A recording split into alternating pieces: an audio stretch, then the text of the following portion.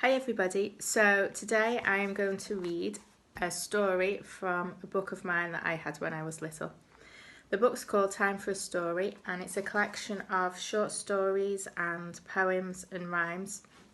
And when I was little I had two favourite stories out of this book. One was The Chocolate Kittens and the other one was called The First Snowdrop. And The First Snowdrop is by Margaret Law. You can see how old it is because the pages are falling out of the book. The First Snowdrop. One day a little white flower pushed up out of the brown earth. She was a very small white flower, and when she looked round about her she could see nothing but the dark earth from which she had come. There were no other flowers to keep her company. She was all alone. "Perhaps I should have stayed where I was," she said. "All my sisters have waited below where they are safe and warm," and she trembled as the cold wind blew over her. Just then she heard a little brown bird singing in the tree above her head. "Trill, trill," sang the little brown bird. "Look, look, there's the first snowdrop. Spring is coming, spring is coming. Trill, trill, trill." "Why," said the flower, "I believe the little brown bird is singing about me. I'm glad he seems so pleased to see me," and she shook out her petals. As she did so, she saw a boy and girl running over the grass. They stopped when they came to the place where the flower was growing. "Look, look," they cried, "it's the first snowdrop, the very first one."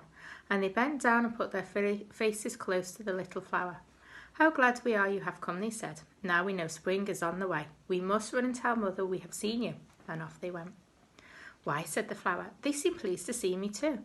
I don't feel the cold any longer," and she swung merrily on her green stalk. Almost before the children were out of sight, an old gardener came slowly along, sweeping the paths clear of the mud and paper.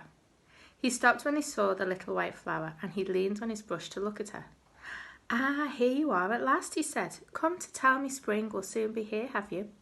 He knelt down and moved the old brown leaves out of the way. "There now, we'll soon have your sisters up beside you." And he smiled at the little white flower before he moved on.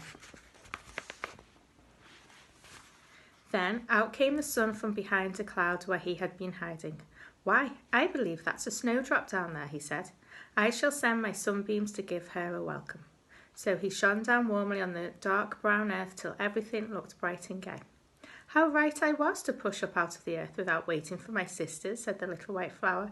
"Everyone is so glad to see me. I have made people happy with my good news. Spring is coming, spring is coming." And she danced merrily in the sunshine. And even now when I go for walks in the park, when I see a snowdrop, I think of this story.